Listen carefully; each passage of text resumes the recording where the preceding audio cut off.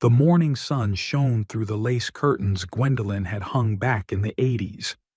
Every morning when I looked at them, I remembered her hands, her slender fingers fiddling with the hook and thread. She liked to knit at dawn when the house was still asleep. She said that in the silence the most beautiful patterns were born. 5 years since she's been gone, and I still can't bring myself to change those curtains. Why should I? They still let in just the right amount of light, not too bright, not too dim. Just like everything Gwen did. The floorboards creaked beneath my feet. The house on Pine Street had aged with us too. It was over 50 years old. We'd bought it right after I'd been appointed chief hydrologic engineer for the Kalispell City water system. Big loan, monthly payments for 25 years. But we did it. This house is our family history, written in every crack in the ceiling, every creaking step. I made my way to the kitchen, mechanically poured coffee into the old coffee maker and pulled out my pills. A small morning army of colorful soldiers lined up on the table for blood pressure, for cholesterol, vitamins. I was once a strong man, able to design and supervise the construction of an entire dam. Now my main task is to remember to take my medication. 83 is a strange age. You still remember yourself as young, strong, full of plans, but your body reminds you with every movement that those times are long gone. After Gwen died, it was as if the house had gotten even bigger. Too much space for one old man. The doorbell rang as I was finishing my breakfast. On the doorstep stood Thatcher, my grandson, Merritt's son. Tall, lean, with my eyes and Gwendolyn's smile. "Good morning, Grandpa." He hugged me, not too tightly, as if he was afraid of breaking me. "I brought new seedlings for the back flower bed, as promised." Thatcher worked as a landscaper and, unlike his mother, he didn't visit me only on holidays. Usually, once a week, he would come over to help with the garden, which was becoming an increasingly overwhelming task for me. "You should have come in for coffee first," I grumbled as I let him in. "What's the hurry?" "I'm sorry, Grandpa," he smiled, taking off his jacket. "I just want to get there before the heat. Do you know how hard it is to plant when the sun is baking your back?" We had coffee in the kitchen, and Thatcher talked about his latest projects. He'd recently been commissioned to design the grounds of the city's new library. I listened, looking out the window at the garden that Gwendolyn and I started planting almost half a century ago. "I'll go start on the south side," Thatcher said, finishing his coffee. "And you rest, Grandpa. I'll manage." I nodded, but of course I wasn't going to just sit in the house. I put on an old work shirt and went out into the garden, where Thatcher was already digging holes for the new plants. "What are we planting?" I asked, carefully lowering myself onto the garden bench beside him. "Hydrangeas and a few varieties of hostas," he replied, still working. "They're unpretentious and shade-loving, perfect for this corner of the garden." I looked at his hands, confidently working the soil. He was like Gwendolyn in that. The same love of plants, the same patience. "Grandmother would have loved it," I remarked. Thatcher smiled without raising his head. "I remember how she taught me to distinguish weeds from seedlings. She said that gardening was all about attention to detail." We worked for several hours, or rather, Thatcher worked, and I handed tools and sometimes gave advice, which he listened politely, although I'm sure he knew much more about gardening than I did. At noon, as the sun rose high, my daughter Merritt's silver Lexus stopped in the driveway. She got out of the car, elegant and trim as ever. At 54, she looked much more after herself than her mother ever had. "Daddy, Thatcher," she waved to us as she closed the car. "What a surprise. I didn't know you were here today, son." Thatcher threw a quick glance at me. We both knew it wasn't true. He'd told her his plans on the phone yesterday. "Hey, Mom." He straightened up, wiping his hands on his jeans. "Decided to help Grandpa with the garden. Merritt stepped closer, treading carefully on the path in her high heels. Daddy, are you working in the garden again? Dr. Pembroke said, you need to take care of yourself. I sighed. Merritt always started the conversation with remarks about my health. I'm just sitting here watching my grandson work, I replied. It's not illegal yet, as far as I know. She pursed her lips, but decided not to pursue the subject. I brought you lunch from that Italian place you like, she said, pointing to the bag in her hand. And I wanted to see how you were doing on your own. We moved into the house. As Merritt laid out the food on the kitchen table, I watched her. Something in her movements betrayed tension. She never just showed up, especially with a meal from a restaurant 30 miles away. Thatcher washed his hands and joined us. Merritt arranged the plates, pulled a lemonade out of the refrigerator. So, Dad, she began as we began to eat, I've been thinking about your house. Here it is. I put my fork down. And what were you thinking about my house? She took a sip of lemonade, choosing her words. It's too big for you alone. So many rooms empty and you can barely keep up with the upkeep. Maybe you should consider something a little more compact? Thatcher tensed, but continued to eat in silence. This house was compact enough when 4 people lived here, I answered calmly. It seems big now because I'm alone. But it's mine and I'm not going anywhere. Merritt pretended to be surprised by my reaction. Dad, I'm just worried about you. This house needs constant maintenance. The roof, the garden, the heating in the winter, and you're already 83. Maybe you should think about the future. The future? I chuckled. At my age, the future is a very relative concept. That's exactly why, she said. Wouldn't it be better to plan ahead? Barkley and I have a great idea. Mom, Thatcher interrupted her. Grandpa's doing a great job.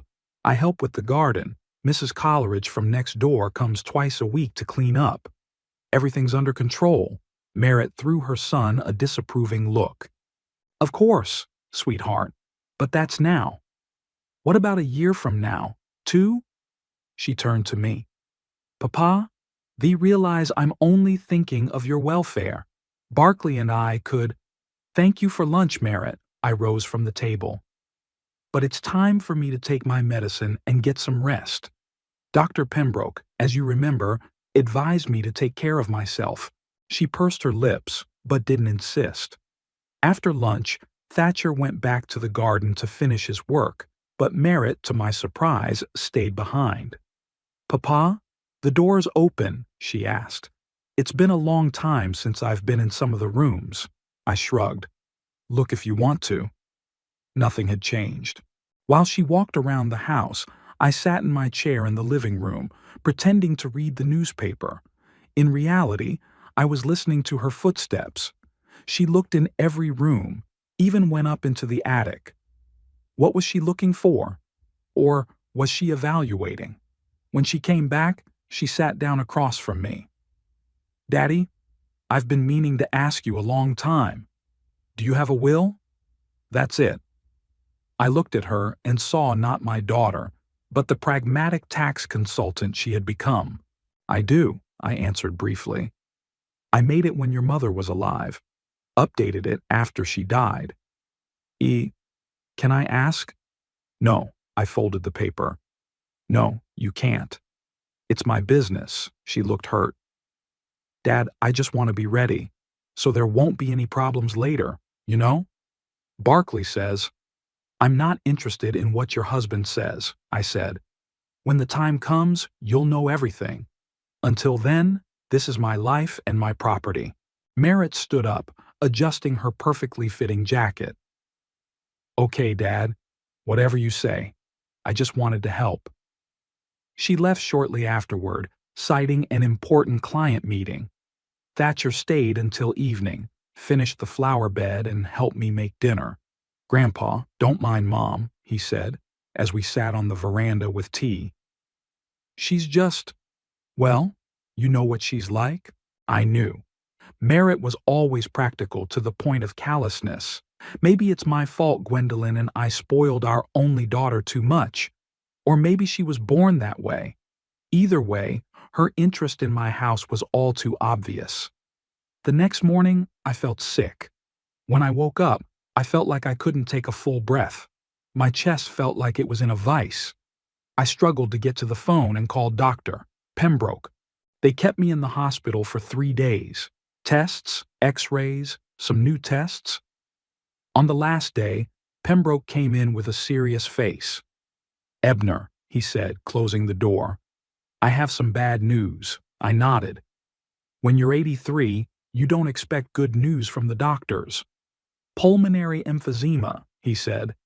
"It's pretty advanced. I'm surprised you haven't had symptoms before." "I had symptoms," I admitted. "I just thought it was age." Pembroke shook his head. "Age is not a disease, Ebner. I'll give you treatment, but be prepared for it to get progressively worse. You will need help." He wrote out the prescriptions, explained the medication regimen, and added, "And I'm sending a nurse to you, twice a week for injections and checkups. Her name is Fiona Campbell, very experienced." Thatcher drove me home. He offered to stay the night, but I declined. I needed to be alone, to process what I'd heard. Fiona showed up the next day, a short woman in her 50s with short red hair and freckles on her face.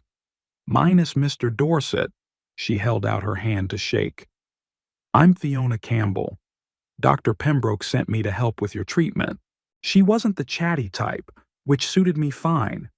Quickly and professionally administered the injection, checked your blood pressure, wrote the readings in a notebook. "Do you live alone?" she asked as she packed up her instruments. "Yes," I answered. "My wife died 5 years ago. Children, a daughter, and a grandson, but they live apart." She nodded. "It's good that you have a family. With your diagnosis, support from loved ones is very important." I didn't bother to tell her that my daughter was more interested in my home than in my health. Fiona came twice a week on Tuesdays and Fridays. Gradually, we began to talk about more than just my health. She turned out to be a widow, like me. Her husband had died in a car accident 10 years before. They had no children. One day, while Fiona was giving me an injection, Merritt came in unexpectedly.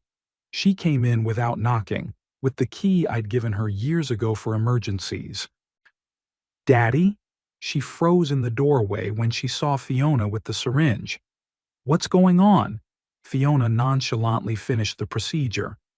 "Hello, you must be Mr. Dorset's daughter," she said. "I'm Fiona Campbell, nurse. Dr. Pembroke sent me to help your father." Merritt shifted her gaze to me. "Dad, why didn't you tell me you needed a nurse? What's wrong?" I didn't want to tell her about the diagnosis. I didn't want to see the fake concern on her face hiding the calculation. "It's nothing," I replied. "It's just age. Dr. Pembroke is being reassuring." Fiona gave me a surprised look, but didn't say anything. Merritt didn't believe me. "You don't just send a nurse. What's wrong with you?" "Minus Mr. Dorset is being treated for pulmonary emphysema," Fiona said as she gathered her things. "The injections have to be given regularly, and some of the treatments are difficult to do on your own." I saw the look on Merritt's face. First shock, then something else. A fleeting expression I couldn't or wouldn't recognize. "Emphysema?" She sat down next to me. "Dad, why did you hide it?" "It's serious." "That's exactly why I was hiding it," I replied. "I didn't want to bother you." Fiona said goodbye tactfully and left. As soon as the door closed behind her, Merritt leaned toward me. "How serious is it?" "What does the doctor say?" I shrugged. "The usual. That at my age you have to be prepared for anything." "Daddy," she took my hand, a gesture that felt unnatural. "You can't live alone with this diagnosis. You need constant care, supervision." "I have Fiona," I released her hand. "And I'm doing a great job. But she only comes twice a week. What if something happens while she's away?" Merritt shook her head. "No, that won't do. Barkley and I were just talking." "About what?" I asked, though I already knew the answer, about whether you should move in with us, or, she paused, maybe there's another option. We could move in here. It's a big house, plenty of room for everyone, and it would be easier for Barkley to get to work from here. That's it. I looked at my daughter and didn't recognize her, or maybe it was the other way around, finally seeing the real her. Merritt, I said slowly. I'm not moving in, and no one's moving in with me. This is my home, and I'm going to live in it as long as I can. But Dad, thank you for your concern. If I need help, I'll come to you. In the meantime, I'm doing fine. She left, clearly displeased, but she didn't insist, at least not that day.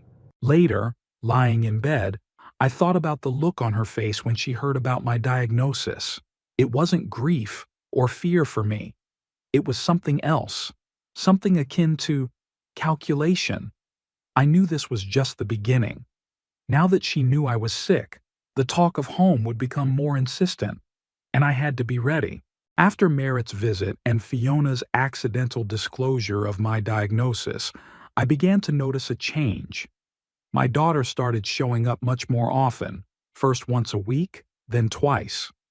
Always with some excuse, a homemade cake to bring, a new plaid for the living room, or just passing through and thought I'd drop in.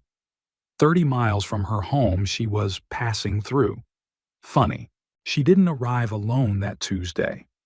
A silver Lexus pulled up in front of my house around 4 in the afternoon, just after Fiona left.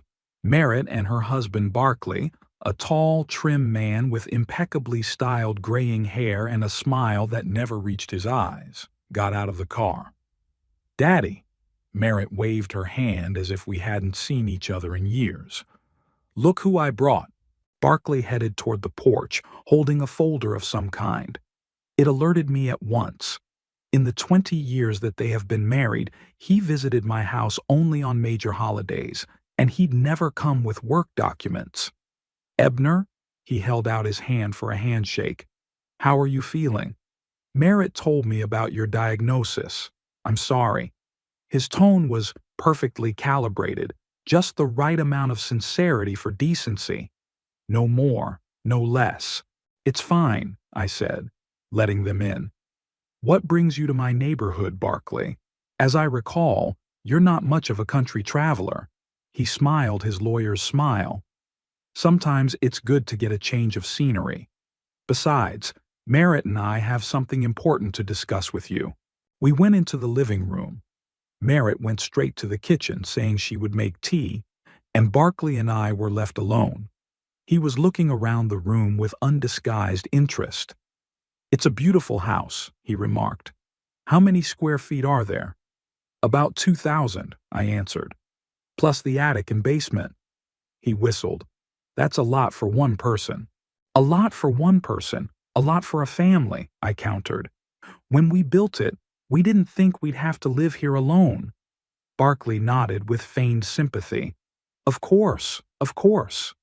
When you lose your life partner, everything changes." Merritt returned with a tray.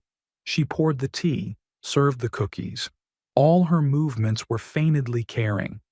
"Now," Barkley began, pulling some papers out of a folder. "Merritt and I have been thinking a lot about your situation, Ebner." "What situation?" "Your health, your living arrangements, your future." He spread the papers out on the table. "We have a proposal that will solve all your problems at once." I waited silently for him to continue. Merritt fixed her hair nervously. "Daddy, we think you should transfer the house to Barkley. Just formally," she added hastily, seeing the look on my face. "You'll still live here, of course, but it'll save you from property taxes, the hassle of maintaining the house. And it will give you the right to dispose of my property," I finished for her. Barkley cleared his throat. "Ebner, this is standard practice for inheritance planning. We just want to avoid inheritance problems when—" He hesitated, choosing his words. "When the time comes. Taxes, bureaucracy, estate appraisals. All of that can drag on for months, if not years." I looked at the papers he'd laid out. The deed of gift. Already filled out, only my signature was missing. What's the rush? I asked, putting the papers aside. I'm not going to die yet, you know. Merritt cast a quick glance at her husband, then turned to me. Dad, no one's talking about dying. On the contrary, we want you to live a peaceful life without worrying about household problems. With your diagnosis, With my diagnosis, I can live another 10 years, I interrupted. Dr. Pembroke said that with proper treatment, emphysema is not a death sentence. Of course, Barclay agreed hastily, but it's never too early to plan for the future. Besides, he lowered his voice, as if sharing a secret. Real estate is rapidly increasing in value in our county. If you make the transfer now, you can avoid significant tax payments in the future. I leaned back in my chair, looking at my daughter and her husband. Did they really think I was that naive? Or had they just gotten desperate and decided to go head on? Thank you for your concern, I said finally. But I'm not ready for such serious decisions yet. I need to think it over. Merritt looked disappointed, but Barclay remained professionally calm. Of course, Ebner, there's no rush. I'll leave the papers for you to study at your leisure. He folded them neatly and handed them to me. And if you have any questions, call me anytime. After they left, I sat in the chair for a long time, going through the documents left behind. A gift deed, a power of attorney to manage the property, some other legal papers. Barclay had thought of everything. If I signed these papers, and my house would actually cease to be mine. The next day, when Fiona came to give me my injection, I was still lost in thought. Is something the matter, Mr. Dorset? She asked, noticing my absent-mindedness. You're not yourself today. My daughter and son-in-law want me to sign the house over to them. Fiona paused for a moment, then continued preparing the injection. What have you decided? Nothing yet, but they're persistent. She administered the injection and sat down across from me. Minus Mr. Dorset, I've been working with the elderly for 20 years, and I've often seen relatives take a keen interest in the property, especially when they learn of serious diagnoses. I nodded. Yes, it was after Merritt found out about my emphysema that those conversations started. Be careful, Fiona lowered her voice. I don't mean to speak ill of your family, but I've seen a lot of cases where older people have been rushed into these decisions. Thank you for the warning, I smiled at her. But don't worry, I'm still in my right mind and I'm not going to sign anything I don't agree with. After Fiona left, I called my old friend Phineas, who was a notary and, though semi-retired, still consulted for some clients. I told him about Barclay's visit and the documents shown. Ebner, don't sign anything, Phineas said firmly. Especially the deed of gift. It is the most unfavorable option for you to transfer the property. There's no guarantee that you'll be able to stay in the house. No protection for your interests. I didn't intend to, I replied. But Barclay insists it's the best option for inheritance planning. Phineas snorted. Inheritance planning? Maybe. But only not for the testator, but for the heirs. If you're worried about inheritance, I can help you draw up a proper will with conditions. But a gift is just a transfer of property with no conditions. After talking to Phineas, I felt more confident. At least now I knew for sure I wouldn't sign whatever Barclay was suggesting. Merritt called 2 days later. Papa, have you studied the documents? She asked after the usual inquiries about my well-being. Yes, I have, I replied. And I'm not signing them. There was a pause. Why not?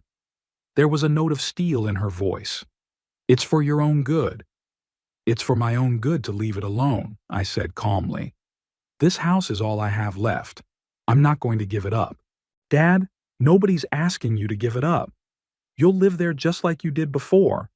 It's just that Barclay will technically own it. What if I want to sell the house, or mortgage it, or rent out some of the rooms? I won't be able to do that. She sighed with obvious irritation. Why would you do that? At your age and with your health, at my age and in my health, I'm still the master of my life and my property, I said, and I will not sign those papers. After this conversation, there was a lull. For a week, there was no word from Merritt. Then on Sunday, Thatcher arrived unexpectedly. He came alone, unannounced, and looked worried. "Grandfather," he said, as we settled on the veranda, "I need to talk to you." "Of course you do, son. What's wrong?" He hesitated, clearly not knowing where to begin. "It's about Mom and Barkley. They've been talking a lot about your house." I nodded. "I know. They've already come with the deeds to the property. It's not just that." Thatcher lowered his voice, though there was no one else in the house but us. "Yesterday I overheard them talking. They were discussing other options." "What other options?" He clearly felt uncomfortable giving his parents away. "Barkley said that if you don't agree voluntarily, they can try to prove your incapacity because of age and illness. Then the court could appoint Mom as your guardian, and she'd get the right to administer the estate." I felt a wave of anger rising inside me. "Do they think I'm an old man out of my mind?" Thatcher shook his head. "Of course not. But Barkley said it was possible to find a doctor who would give the right opinion, especially given your diagnosis and age." I leaned back in my chair, trying to comprehend what I'd heard. My own daughter was planning to declare me incompetent to get my house. "Thanks for the warning, Thatcher," I said finally. "You did the right thing." He looked guilty. "I didn't mean to betray them. But it's wrong, what they're doing." "You didn't betray them. You did the honorable thing." After Thatcher left, I called Phineas again and told him about the new turn of events. "Don't panic prematurely," he said, after a long pause. "You need a good reason to be declared incapacitated. Age alone is not enough, even with a diagnosis of emphysema. But just to be on the safe side, you should be evaluated by an independent psychiatrist. I know a good one, Doctor Higgins. He can give you an opinion of full competency that'll be hard to challenge." "Do you think it will come to that?" I asked. "On me? I hope not. But it's better to be safe," Phineas said. "I'll make arrangements with Higgins for next week." No sooner had I hung up than the doorbell rang. Barkley stood there, alone, without Merritt. "Ebner?" He smiled his trademark smile. "I was driving by and thought I'd drop in. May I come in?" I let him into the house, wondering what tactic he'd choose this time. "Merritt said you refused to sign the papers," he began, as we sat down in the living room. "I understand your hesitation. It's a big step." "Not doubts, Barkley. A decision. I will not sign the deed of gift." He nodded, as if he expected this answer. "Good. I respect your decision. But perhaps we could find a compromise?" "What kind of compromise?" Barkley took out a new folder of documents from his briefcase. "I've prepared another option. Not a deed of gift, but a life tenancy agreement. You transfer ownership of the house to us, and we agree to provide for you for the rest of your life. Food, medicine, care." I took the documents and took a quick look at them. "And what guarantees that you will fulfill your obligations?" "Everything is spelled out in the contract." Barkley pointed to the relevant clauses. "If we violate the terms, you can terminate the contract through the court and get your house back." "Through the court?" I grinned. "At my age and with my health, suing a professional lawyer? Sounds like a great plan." Barkley looked a little hurt. "Ebner, I understand your concerns. But believe me, Merritt and I mean well. We see how hard it is for you to manage your home, especially now with your diagnosis." "I manage my house just fine," I said. "I have a nurse, a neighbor helps with the cleaning, a grandson with the garden. Everything I need." 3 days later, while I was in the garden, Merritt arrived. This time, she had not only Barkley with her, but some man in a strict suit I didn't know. "Dad," she smiled a little too broadly, "I'd like you to meet Dr. Pratt." He's a geriatric specialist. We brought him here to take a look at you. I knew right away where this was going. This was the same doctor who was supposed to give me a ruling of incompetence. Why should I be examined by a doctor I don't know? I asked, without getting up from the bench. I have an attending physician, Dr. Pembroke. Dad, it's just a consultation. Merritt stepped closer. We're worried about you. Dr. Pratt is a very good specialist, and he can help us figure out the best way to manage your care. I don't need organized care, I said. I've got it all worked out. Dr. Pratt, a small balding man with a notebook in his hands, coughed. Mr. Dorset, your daughter is really worried about you. This is standard procedure for people your age with serious illnesses. A simple conversation, a few tests. No, I shook my head firmly. I won't be taking any tests. In fact, I expect you to leave. I have a vacation planned. Merritt gave Barkley a helpless look. He stepped forward. Ebner, you're being unreasonable. We want to help. If you want to help, then respect my wishes. I was beginning to lose my patience. Now, please leave. After they left, I called Phineas and asked him to expedite the meeting with Dr. Higgins.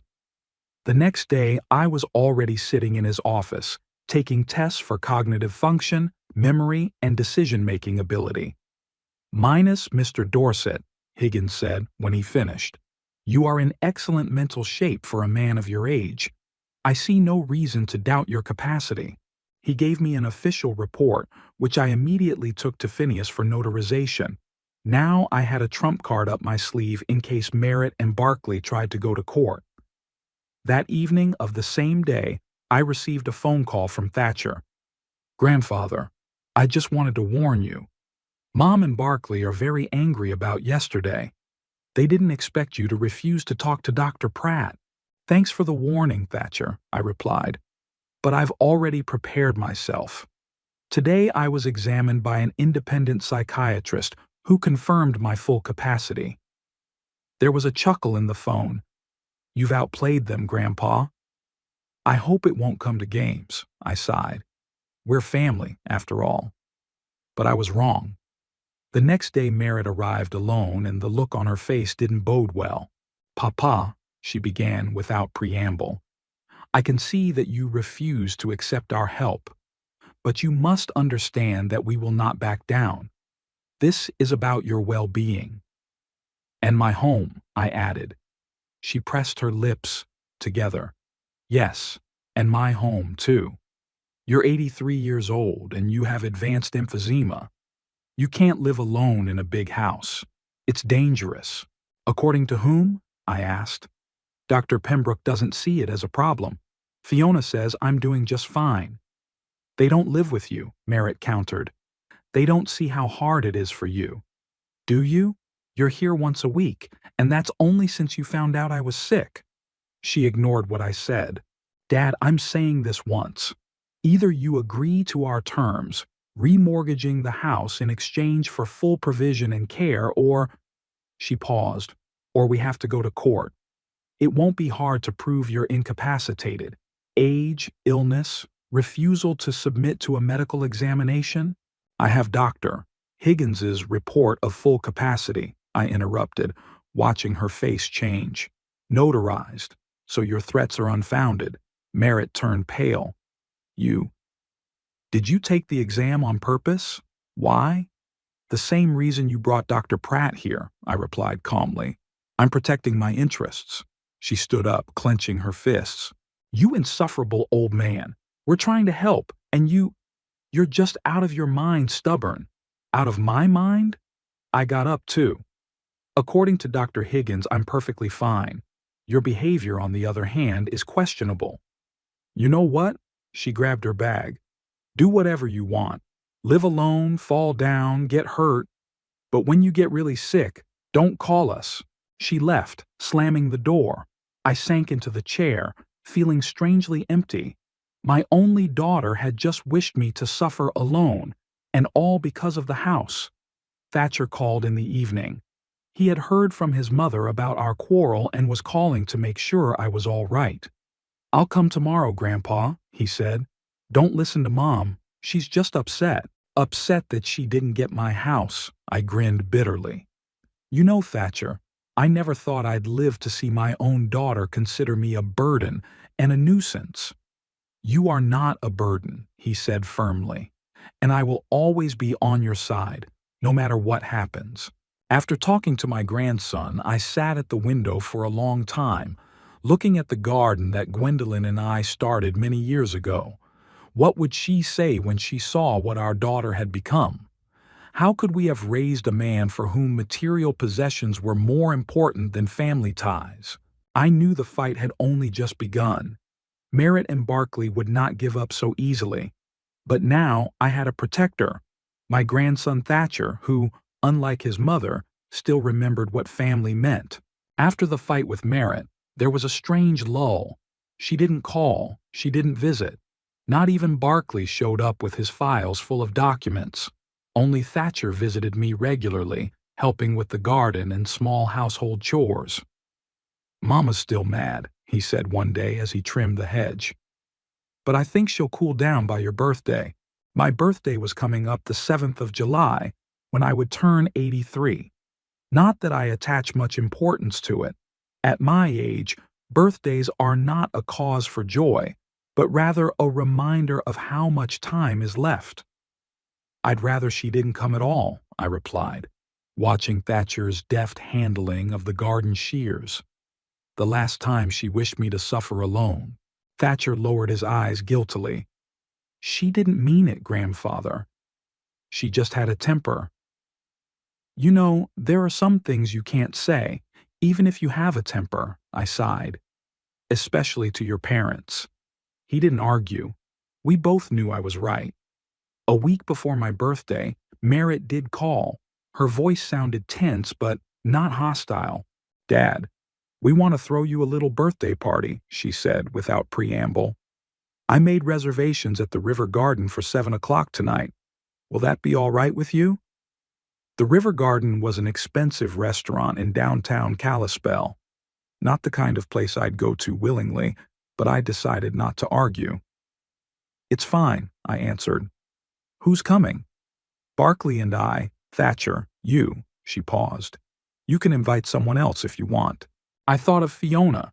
She was the only person, besides Thatcher, with whom I socialized regularly.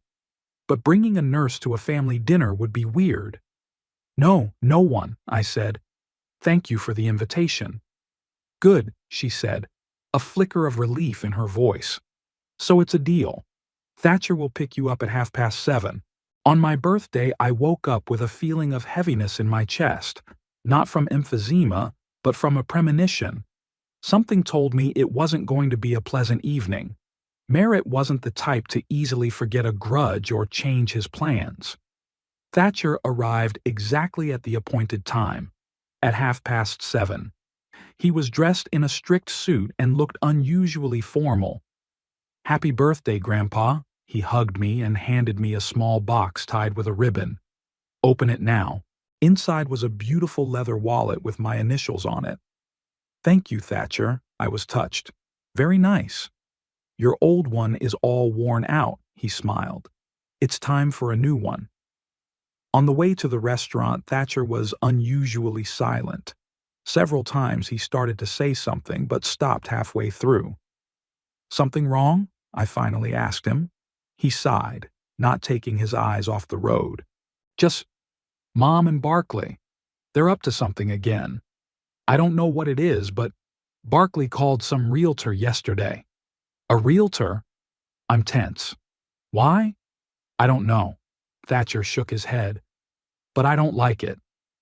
The River Garden greeted us with dim lights and soft music.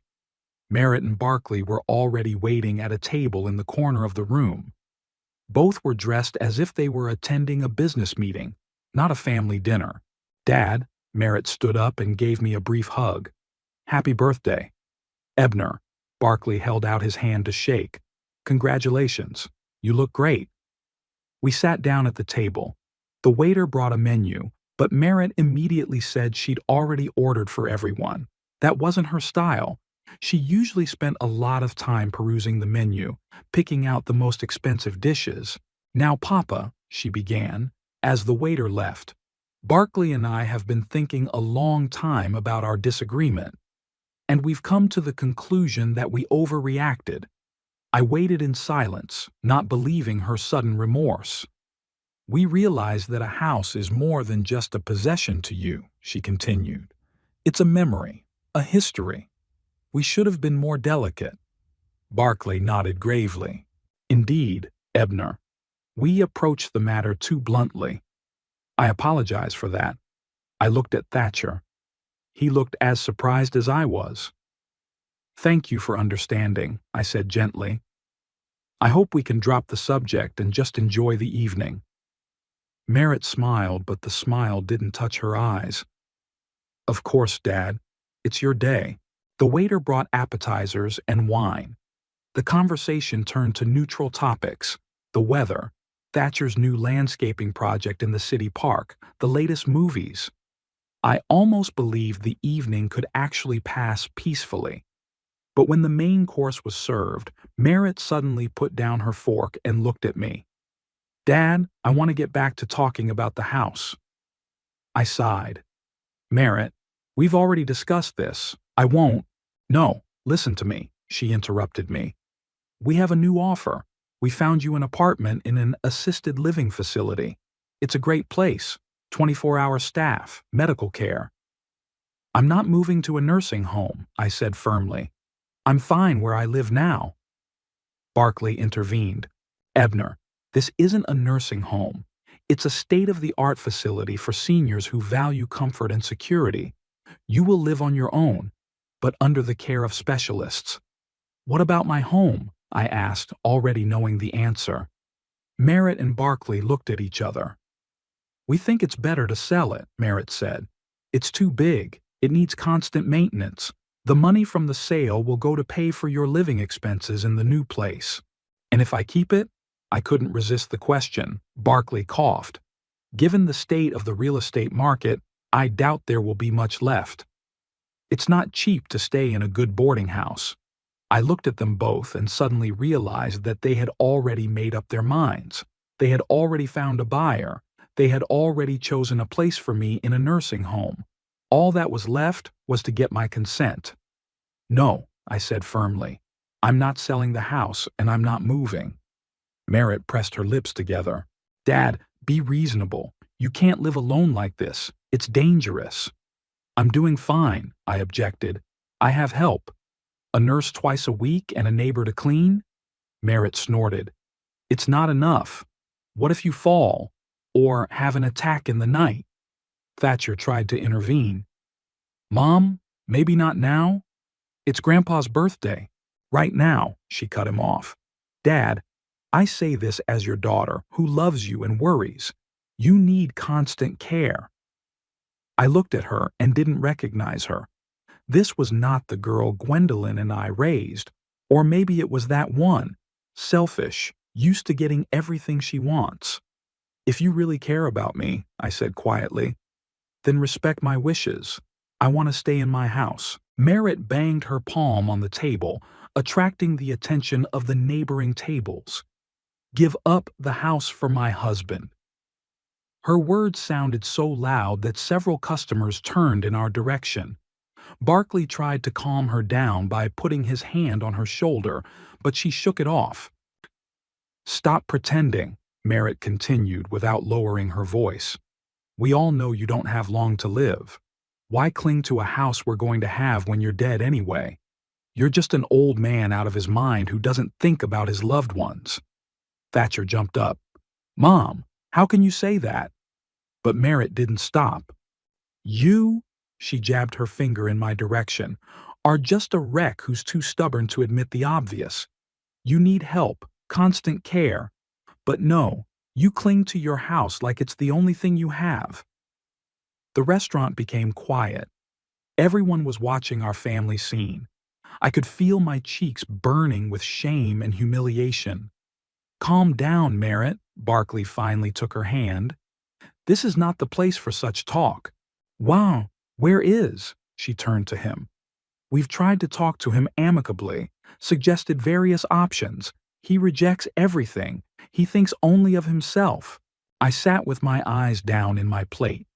A storm of emotions raged inside: anger, resentment, frustration. But I was silent. What could I say? That my daughter had turned into a greedy, heartless woman? That she was dishonoring her mother's memory with such behavior? Thatcher put his hand on my shoulder. "Grandpa, why don't we go home? I'll drive you." I nodded, unable to utter a word. "Yeah, take him," Merritt said, with a wave of her hand. "He's useless anyway. It's a waste of time." Thatcher and I stood up. Barkley tried to pretend everything was all right by holding out his hand to me. "Ebner, I'm sorry about the incident. Merritt is just worried about you." I ignored his hand.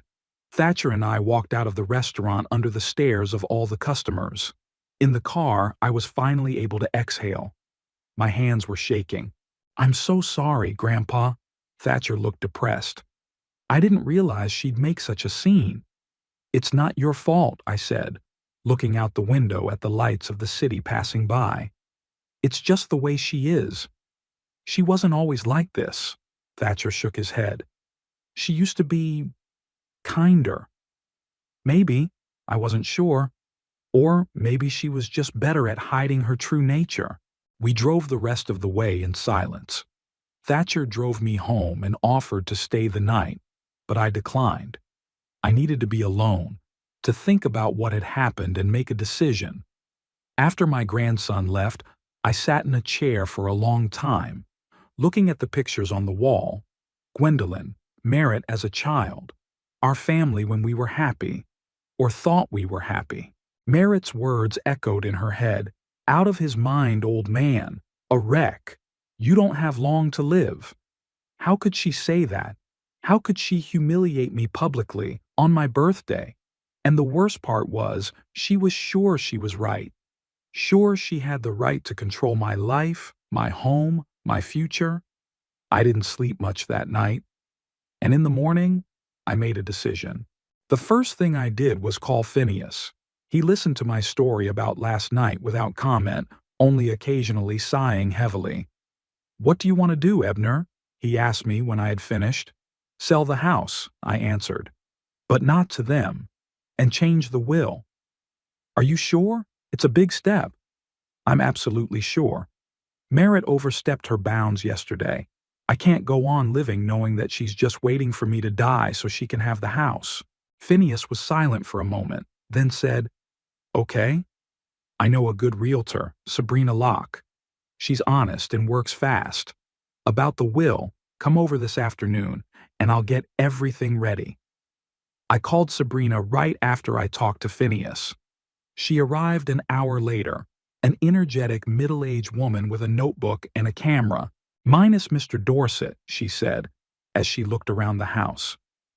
"This is a beautiful property, large lot, good location, solid construction. But, frankly, the house needs some repairs. If you want to sell quickly, you'll have to lower the price." "How much?" She quoted a price that was well below market value, but that didn't bother me. The main thing was to sell quickly and without Merritt's involvement. "I agree," I said. "When can I put it on the market?"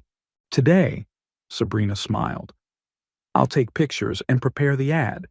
If the price is what we discussed, the buyers will find it quickly." And so it was. 3 days later, I had 2 offers from potential buyers. I chose a couple with 2 children. They reminded me of Gwendolyn and me when we first bought the house. At the same time, I was looking for a new place to live for myself, not in a nursing home as Merritt wanted, but in a small community by Flathead Lake. There I found a small 1-story house, just 2 bedrooms, a living room, and a kitchen, but with a view of the lake and a small plot for a garden. When all the paperwork was ready, I called Thatcher. He had to hear about my decision from me, not my mother. "Grandfather?" There was concern in his voice. "How are you? After the other night." "I'm selling the house, Thatcher," I said bluntly. "And I'm buying a new one by Flathead Lake." There was silence on the phone. "You're what?" He finally let it out. "But why?" After what your mother said, I can't stay here, I answered. Every time I enter this house, I'll remember what she said. Besides, she won't rest. She'll try to take the house again and again. But it's your house. You and Grandma have lived here all these years. A house is just walls, Thatcher. I'll take the memories with me. He was silent for a long time, then he asked, Does Mom know? Not yet. I wanted you to be the first to know. She'll be furious, Thatcher warned, especially if she finds out you didn't sell the house to her. I know that. But it's my decision. That same day, I went to Phineas to make changes to the will. Before, Merritt was the primary beneficiary, with a small share for Thatcher. Now I was changing everything. Are you sure? Phineas asked when I explained my decision. To completely exclude your daughter from the will is a serious step. After what she said, I'm sure, I replied. Whatever I have left after the sale of the house will go to Thatcher. He's the only one who really cares about me. Phineas nodded and prepared a new document. I signed it with a feeling of strange relief. The sale of the house had closed in record time, just 2 weeks. The new owners were ready to move in immediately, and I had already bought the lake house and could move in. Merritt found out about the whole thing when it was too late to make a change. Thatcher called me in a panic. Grandpa, Mom found out. She's furious. She says she's going to sue, that you're not in your right mind, that she should have bought the house.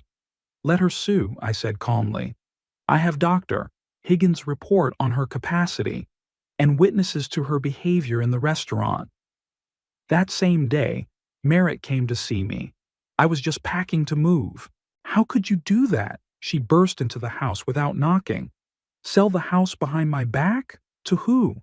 Why not us? I looked at her calmly. After what you said in the restaurant, you still ask.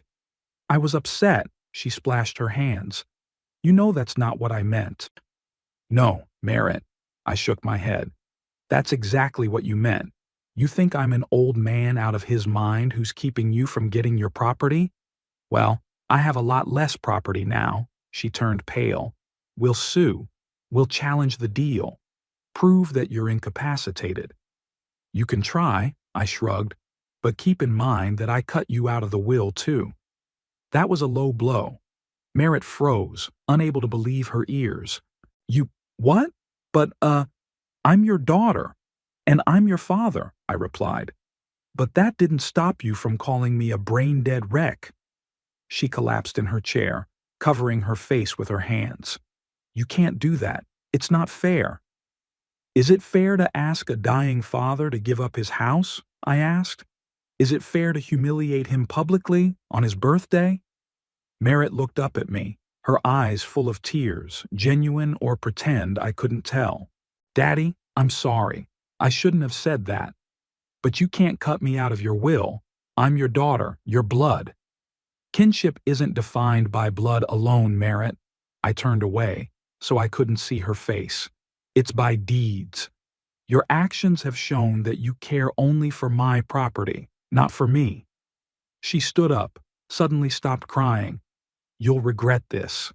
We will contest both the sale and the change of will. Do what you want, I said. But know that the more you push, the less chance I have of changing my mind. After she left, I sat back in my chair, feeling a strange emptiness inside. It was the end. The end of my relationship with my daughter. The end of living in the house where so many years had passed. But at the same time, it was also a beginning. The beginning of a new life where I would be free from manipulation and pressure. 3 days later, I moved into my new home by the lake, small but cozy, with a view of the water and mountains in the distance. Thatcher helped with the move, moving my most prized possessions, photographs, books, Gwendolyn's chair, her collection of porcelain figurines. Grandpa, he said as we set things up, I want you to know that no matter what happens between you and Mom, I'll always be there for you. I hugged him, feeling a lump in my throat. Thank you, son. You have no idea how much this means to me. That evening, after Thatcher left, I sat on the porch of the new house for a long time, watching the sunset over Flathead Lake. Somewhere in the back of my mind, I was still grieving the loss of my relationship with my daughter, but another part of me felt relieved and freedom. I had done what I had to do, protected myself from a toxic relationship, rid myself of a source of constant stress. And now, in my 83 years, I could finally live the life I wanted, not the life others wanted. The first few days in the new house were a hassle. Despite its modest size, only 60 square meters, the arrangement required a lot of effort. Thatcher came every day, helping to unpack, arrange the furniture, hang paintings and photographs. I insisted that the picture of Gwendolyn took center stage in the living room, above the small fireplace, which I have not yet dared to heat. "It's cozy here," Thatcher said when we were done with the basic arrangement of furniture. "Much smaller than the old house, but what a view!" He was right. From the living room's panoramic window, we had a spectacular view of Flathead Lake, huge, calm, with mountains on the horizon. The water changed color depending on the time of day and the weather, from deep blue to soft turquoise. "Did your mom find out where I live now?" I asked, pouring the tea. Thatcher frowned. "Yes. She tried to find out from me, but I didn't say. Then I guess she checked the papers for the sale of the house." "And what did she say?" "A lot of things." He looked away. "Mostly that you were out of your mind to trade a nice house for a shack by the water. A $250,000 shack. Yeah, it's a wreck. It wasn't cheap. The location by the lake drove up the price. But it was exactly what I needed. One story, compact, with a small lot I could still work and far away from Merritt." "Was she going to sue?" I asked, looking out the window at the lake. "She says she is. But Barkley doesn't seem enthusiastic. I've heard him explain to her that there's virtually no chance of winning the case." "A sensible man, your stepfather," I remarked, "at least in legal matters." The third day after the move, Fiona called me. Her voice sounded concerned. "Mr. Dorset, I came to your house for the usual procedure, but the neighbor said you'd sold the house and left. What happened?" I explained the situation, trying to omit the more unpleasant details of the Merritt scandal. "And where do you live now?" she asked. "Dr. Pembroke is worried you might miss your treatments." I gave her my new address, though I knew it would be much more difficult for Fiona to drive here almost an hour one way. "It's a bit far," she thought. "But it's okay. I'll figure something out. You can't miss your shots and your checkups. Maybe Dr. Pembroke could recommend someone local," I suggested. "I'll ask him myself," she said. "In the meantime, I'll keep coming. I just wish I could come as often as I used to." I was resigned to the idea of having to find a new nurse when Fiona arrived 2 days later with an unexpected offer. "Minus Mr. Dorset," she said, as she finished her injection. "I've been thinking about your situation. You have a lovely new home, but you're here alone with no help, and I have to travel from far away, which doesn't allow for regular care." I nodded, waiting for her to suggest a replacement. "So," Fiona continued, "I was thinking, you have 2 bedrooms, don't you? Maybe I could take the second one. I'd pay your rent and keep an eye on your condition at the same time. It would be convenient for both of us." The suggestion took me by surprise. "You want to move here?" I asked. "But what about your work? You must have other patients." Fiona nodded. "I do, but not many. Mostly in the Big Fork, which isn't that far from here. Besides," she faltered, "I had to find a new place to live. My landlord's selling the house and I'd have to move anyway." I wondered. On the one hand, Fiona's presence solved a lot of problems. Regular treatments, help around the house, and just looking after me in case my condition worsened. On the other hand, I was used to being alone, and I wasn't sure I was ready to share a house with anyone else. "We could try," I said at last. "Let's say for a month. If both of us are comfortable, we can continue." She brightened up. Thank you, Mr. Dorset. I promise I won't get in your way. And of course, I'm willing to help with the household beyond my medical duties. And so Fiona became my neighbor. She moved in 3 days later with 2 suitcases of clothes, a box of books, and an old ginger cat named Rupert, whom she warned at once that he must behave himself in a strange house. To my surprise, life together turned out to be surprisingly comfortable. Fiona was not intrusive, respected my need for privacy, but was always there when I needed help. She cooked breakfast for two, I cooked dinner, and we usually ate lunch separately, as she was often away with other patients. Rupert, contrary to Fiona's fears, was the perfect companion, unhurried, independent, but loving to snuggle up next to me as I read in the armchair by the fire. Gradually, I began to realize that the move had actually done me good. I could breathe easier, not only because of the clean lake air, but also because of the absence of the constant tension that Merritt created with her visits and demands. Thatcher, too, approved of the new order of things. "It's good to have Miss Campbell living with you," he said on another visit. "Now I'll worry less." "And how is your mother?" I asked. "Still planning to sue?" He sighed. "She filed a lawsuit to invalidate the sale, claims that you were incapacitated when it was made." "What are the odds?" "Barclay says it's minimal. You have an independent psychiatrist's report. All the documents are correct. There are no witnesses of pressure or deceit." I nodded. That's exactly what I'd hoped for when I was preparing to sell the house. "What about the will?" I asked. "Does she know I cut her out?" "She does." Thatcher looked embarrassed. "And it makes her even angrier than selling the house. She thinks you betrayed the family." Family? I grinned bitterly. "The family she's talking about is long gone. There's only her greed and ambition. We both knew it was true, but it was hard for Thatcher to admit it. This was his mother we were talking about, after all." About 2 weeks after I moved in, something happened that I expected and feared at the same time. One evening, as Fiona and I were having dinner on the terrace, enjoying the view of the sunset over the lake, a familiar silver Lexus pulled into the driveway. "That's my daughter and her husband," I said to Fiona, feeling my shoulders tense. "I'm afraid it's not going to be a pleasant visit." Fiona nodded understandingly. "Do you want me to leave?" "No, stay," I replied. "Perhaps your presence will keep them from going to extremes." Merritt got out of the car without even closing the door and headed toward the terrace with wide strides.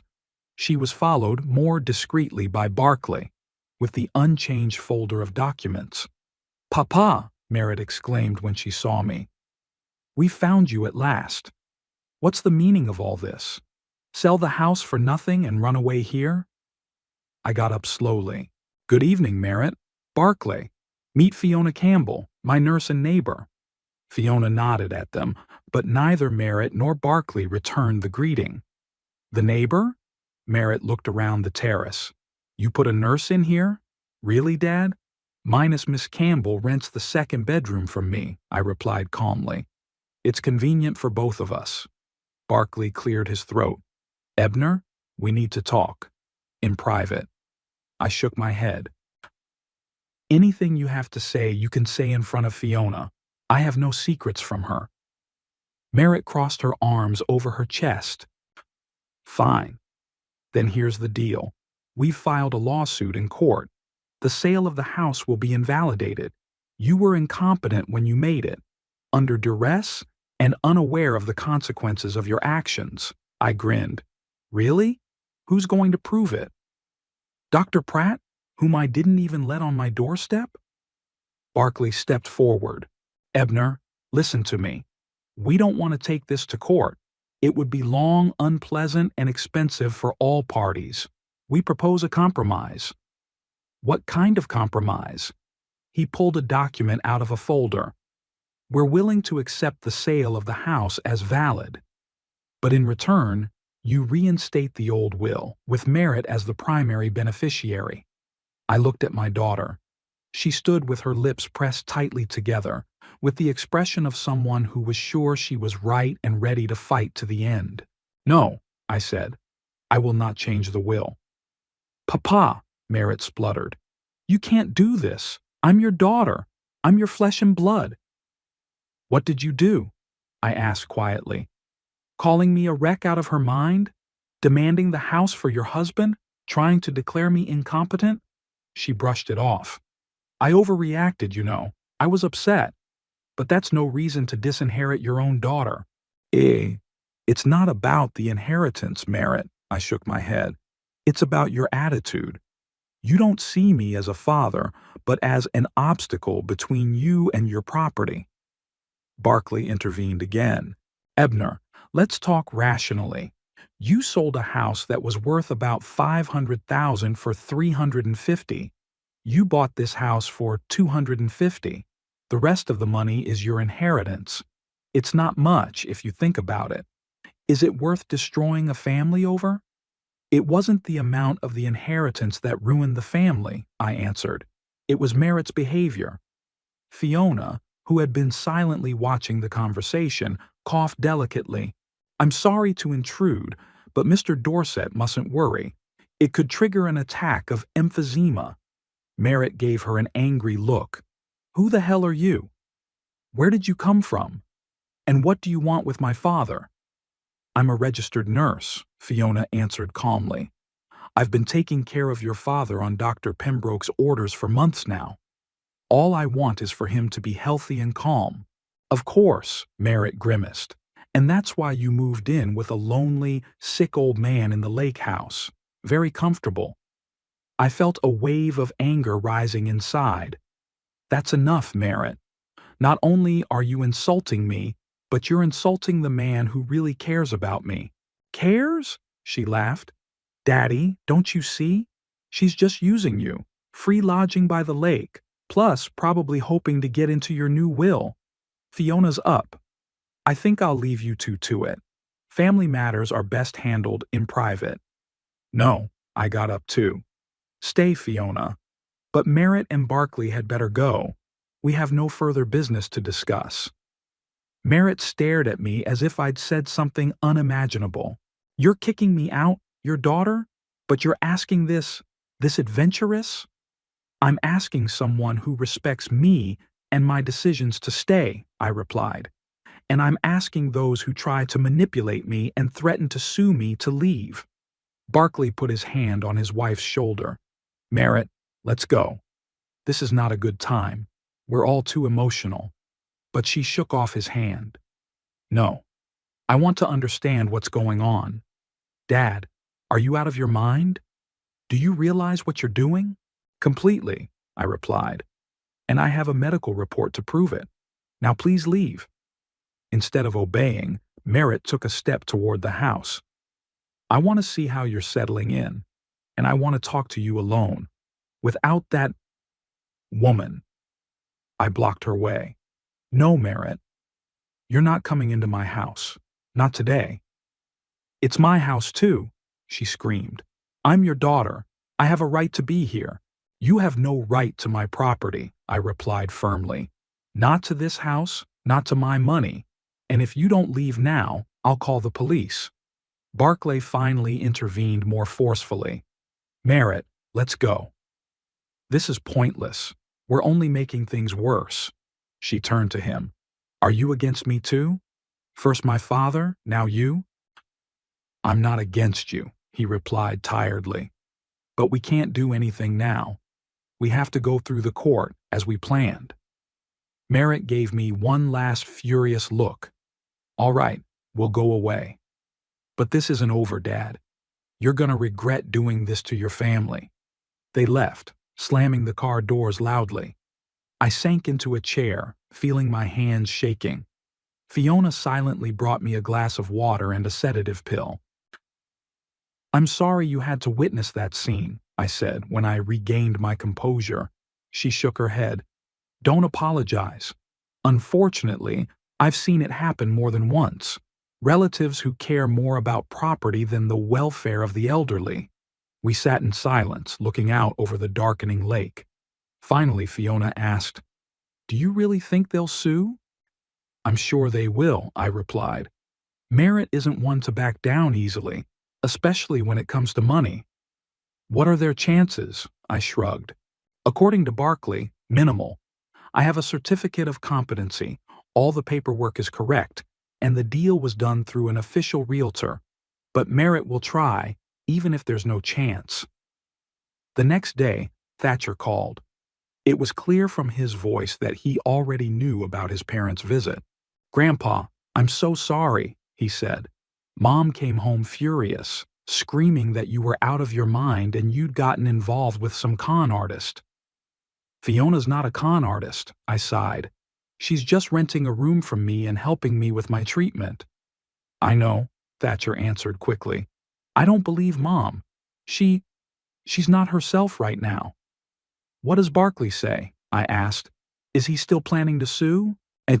I'm not sure," Thatcher said quietly.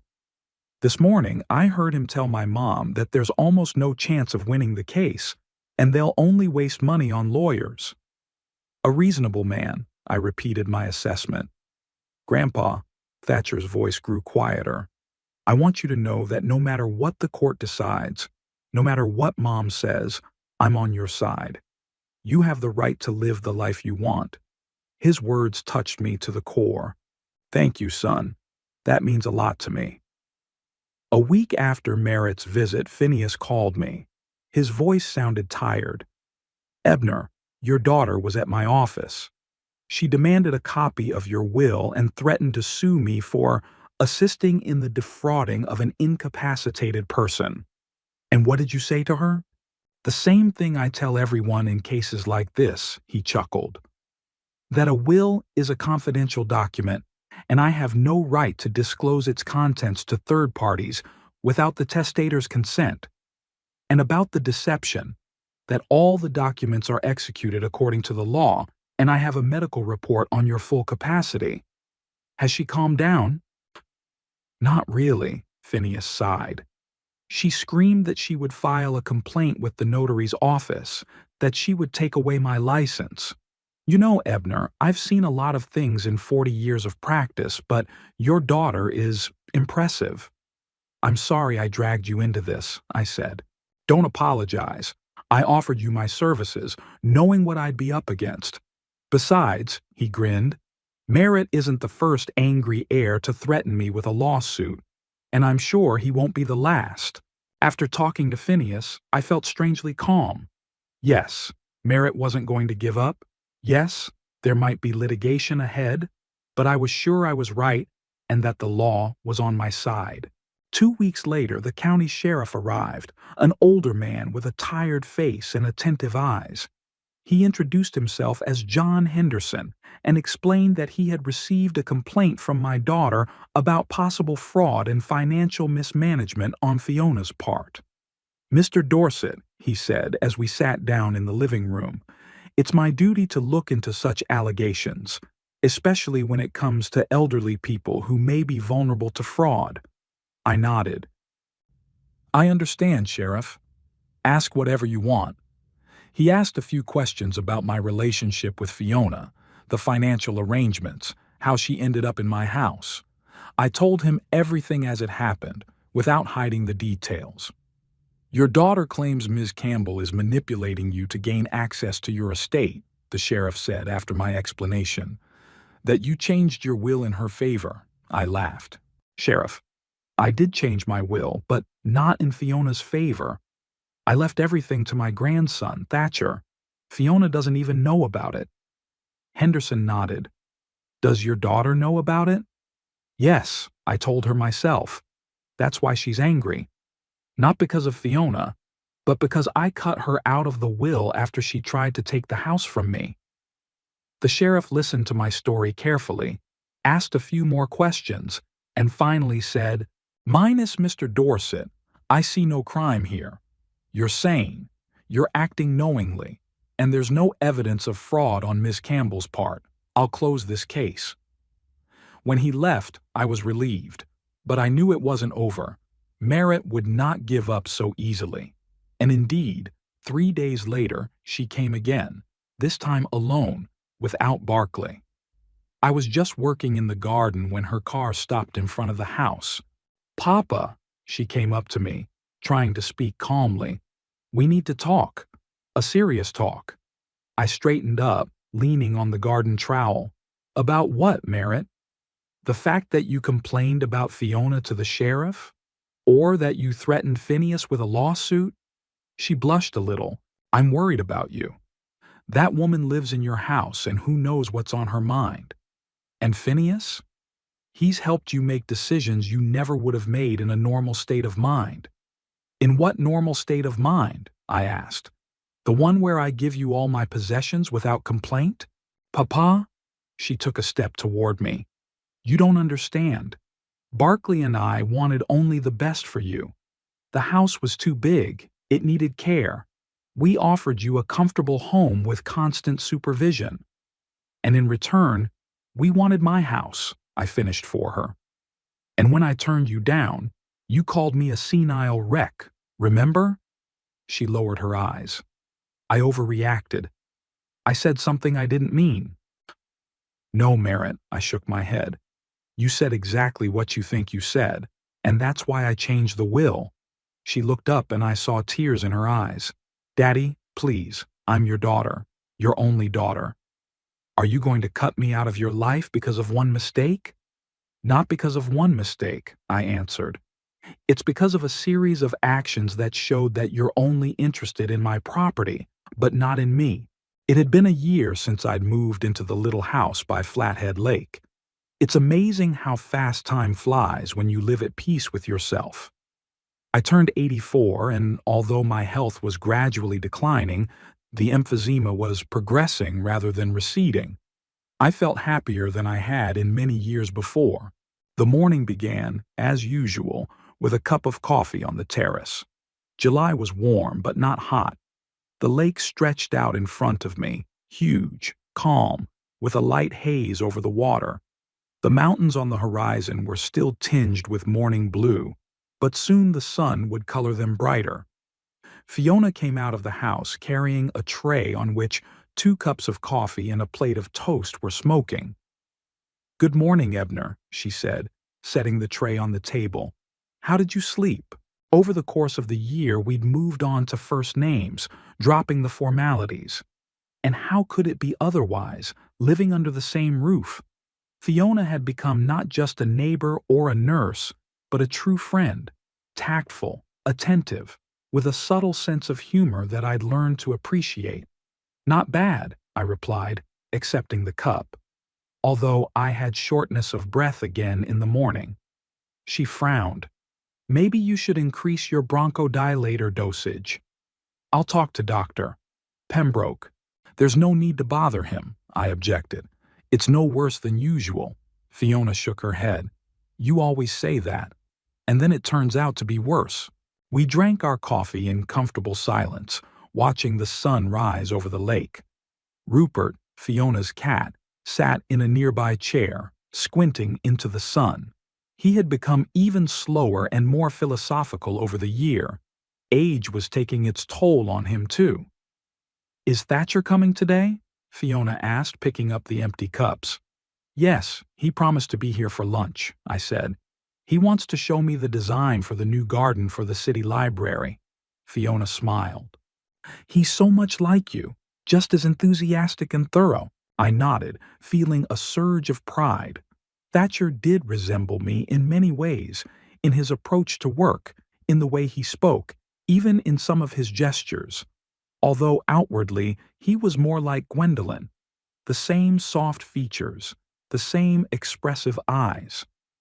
After breakfast, Fiona left to see other patients. She had only 3 of them left, including me, but she didn't want to leave them. I was left alone and decided to do a little work in the garden before my grandson arrived. The garden was small, just a few beds of vegetables, a small bed of flowers, and a few bushes along the fence. But it was entirely mine, planned and created without regard for other people's opinions. Thatcher helped with the hard work, but I took the main care of the plants.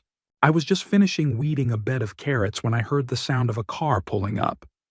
He jumped out of his old pickup truck with bags in his hands. "Grandpa," he exclaimed when he saw me in the garden, "what are you doing? You're not supposed to bend over."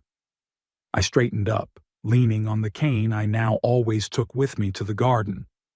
"It's just weeding, Thatcher. I'm not digging a trench." He shook his head, but smiled. "Stubborn as ever. Let's go inside. I've brought groceries and I want to show you the project."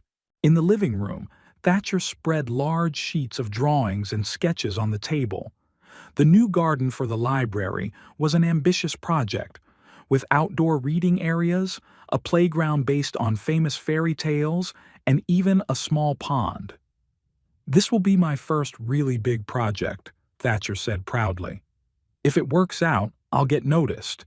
"I'm sure it will," I scrutinized the blueprints.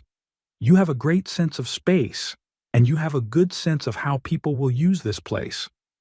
We were discussing the project when Thatcher suddenly changed the subject. "Grandpa, I saw Mom yesterday." I tensed up. Merritt hadn't tried to contact me in months. After she'd lost a lawsuit, she'd started trying to challenge the sale of the house and my new will. "And how is she doing?" I asked, trying to keep my voice neutral. Thatcher sighed. "Still angry. Says you betrayed her, that Fiona is manipulating you. Same arguments." "And Barkley?" "He seems resigned." Thatcher shrugged. After the court dismissed their suit, he realized it was pointless to fight. "But Mom, she can't let go." I nodded. It was in Merritt's nature not to admit defeat, not to back down, even when the fight became pointless. "You know," Thatcher continued, "she's found a new purpose. Now she is obsessed with the idea of buying a house in the same village where you live. She says she's going to make sure Fiona doesn't cheat on you." I couldn't help but chuckle. "Well, if she's got the extra money." "Houses aren't cheap, though. Barkley's trying to talk her out of it." Thatcher shook his head. "But you know Mom. When she's made up her mind about something—" "Yes, I knew it.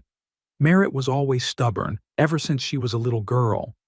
Gwendolyn said she'd inherited it from me, but I wasn't so sure. My stubbornness always seemed more rational." "Don't worry about it," I told Thatcher. "Even if she bought the house next door, it wouldn't change anything.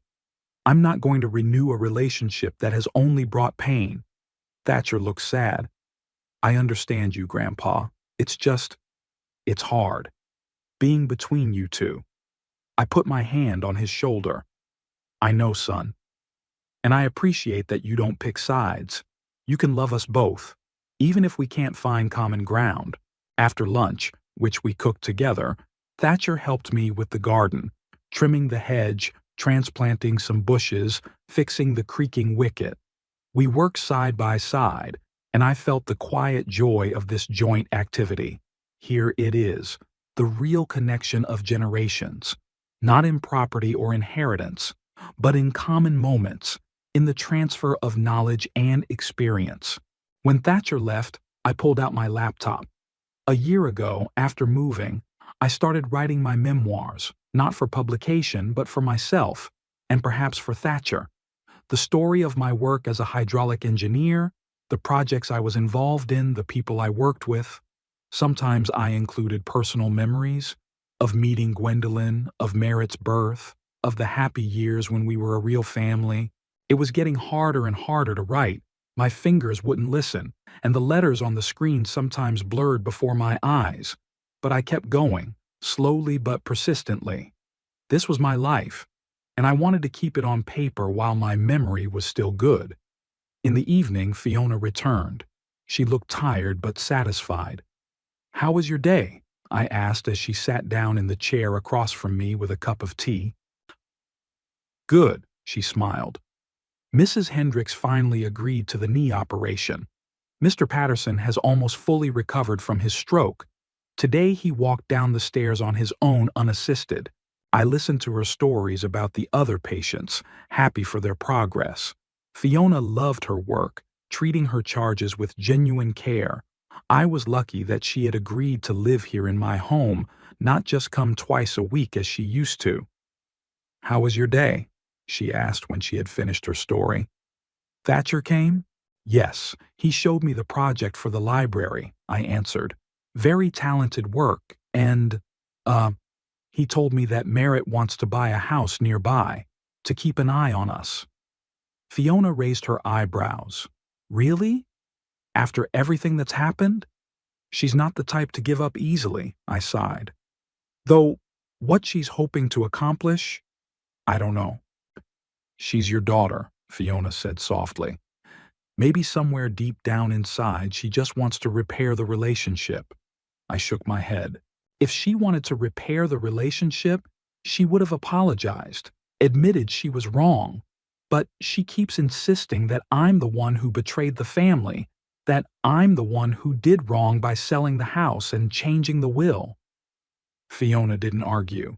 She knew the whole story and understood why I'd made that decision. How's your shortness of breath today? She asked, changing the subject. It was worse than usual this morning. Tolerable, I replied. I had to use my inhaler after working in the garden, though. She frowned. Ebner, you should be more careful. Emphysema is no joke. I know, I smiled at her. But I can't just sit in a chair all day. I need movement. I need to feel like I'm still capable of something. Fiona nodded understandingly. She'd gotten to know my character over the year we'd been together, and she knew that prohibitions would only encourage my stubbornness. The next day, Fiona and I went fishing. It became our regular activity. Twice a week, weather permitting, we took our rods and the small boat I had bought the previous summer and went out on the lake. I had never been into fishing before. When I was young, I didn't have the time, then somehow it didn't work out.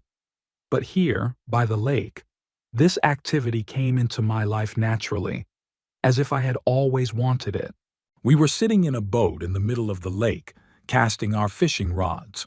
All around us was water, sky, and mountains on the horizon. Silence, broken only by the splashing of the waves against the side of the boat and the occasional cries of seagulls.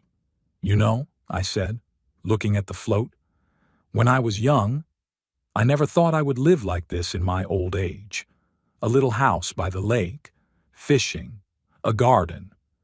I envisioned something more. Grandiose. Fiona smiled. What was it?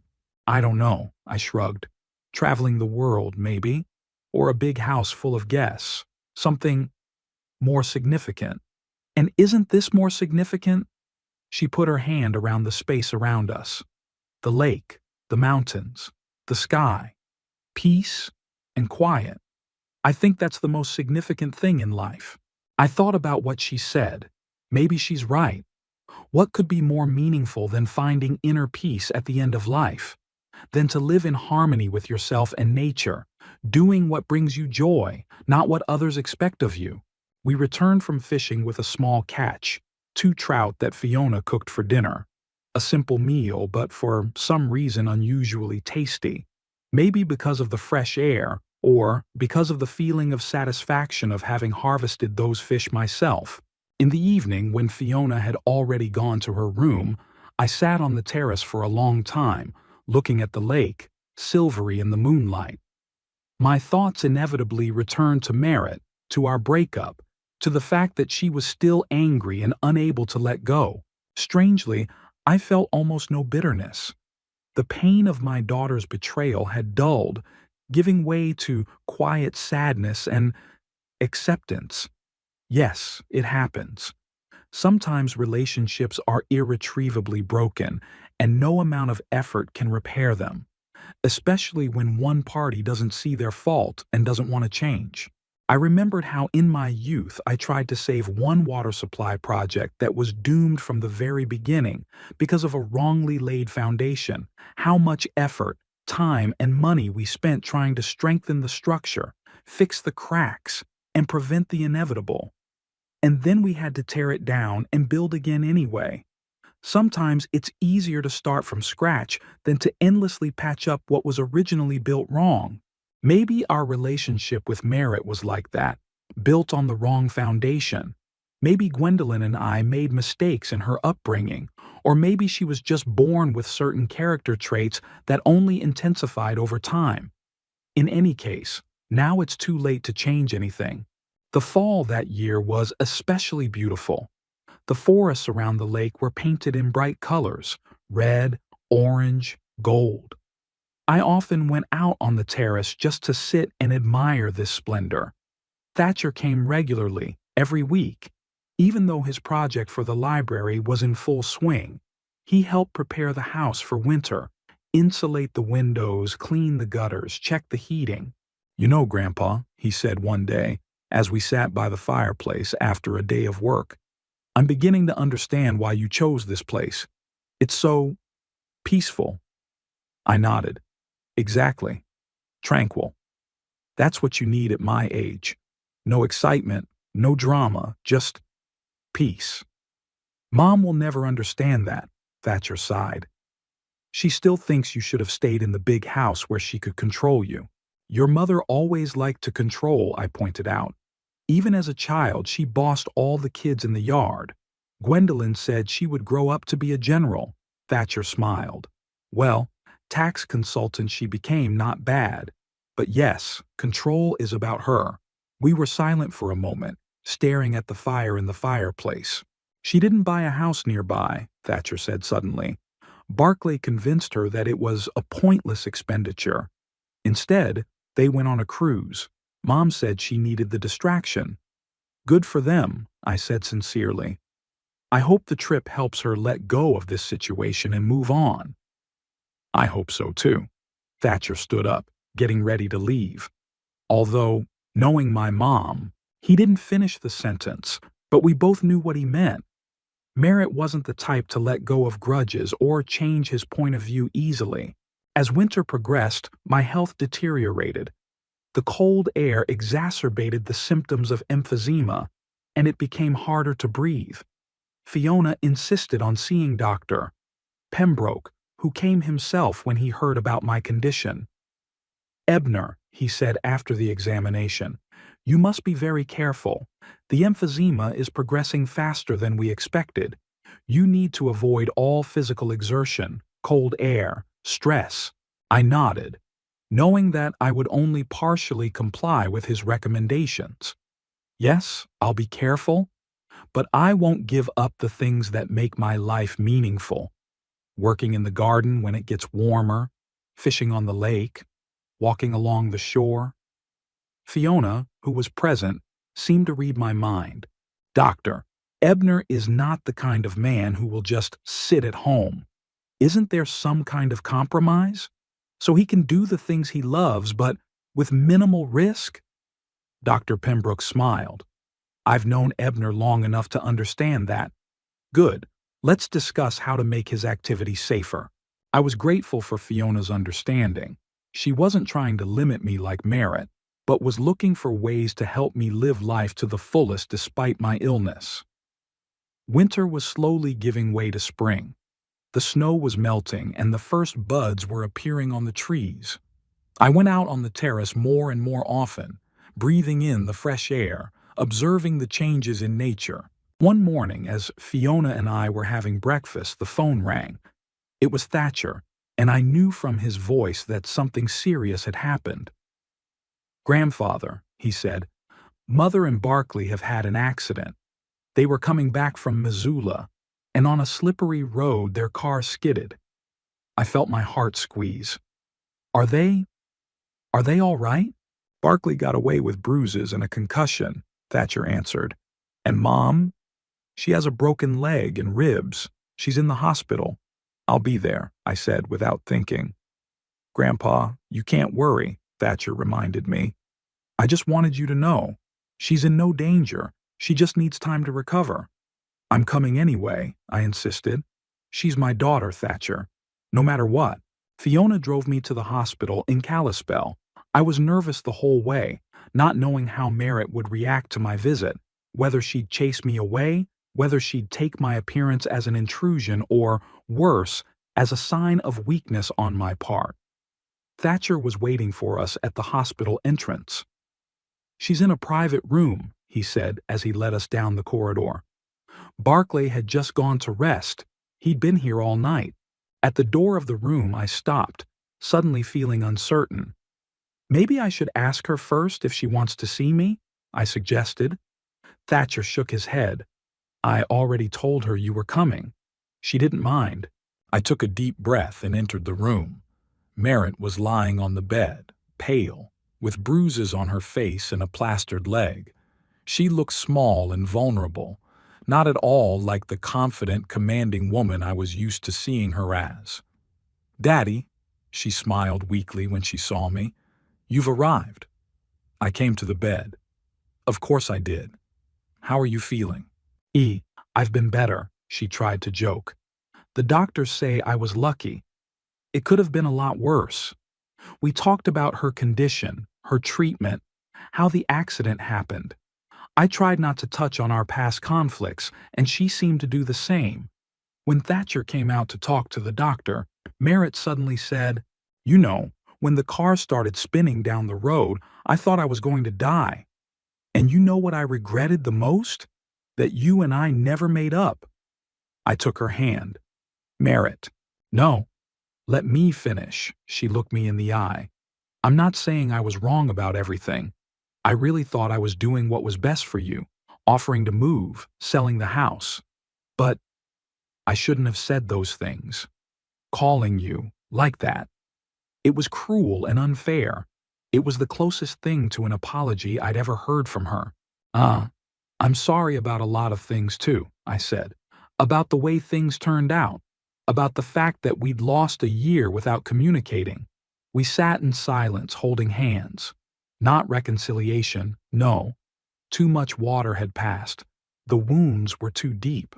But perhaps the beginning of some new understanding.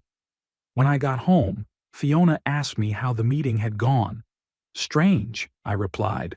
"Not good or bad, just different."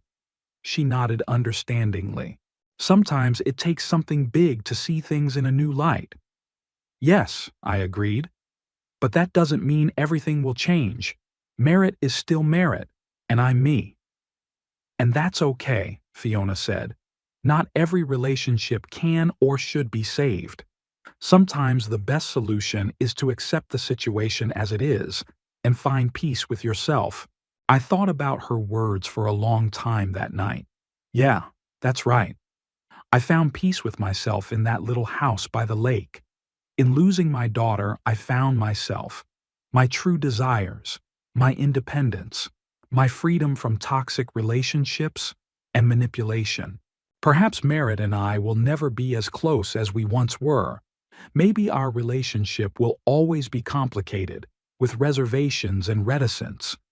But I've learned to live with it, not to let bitterness poison the good things I have left. My friendship with Fiona, the love of Thatcher, my little lake house, my fishing trips, and my garden. In the end, at 84, I finally realized what many people realize much earlier. Some relationships can't be fixed, no matter how hard you try. And that's not a tragedy, it's just part of life. The key is to find peace in what you have, not to grieve over what you've lost.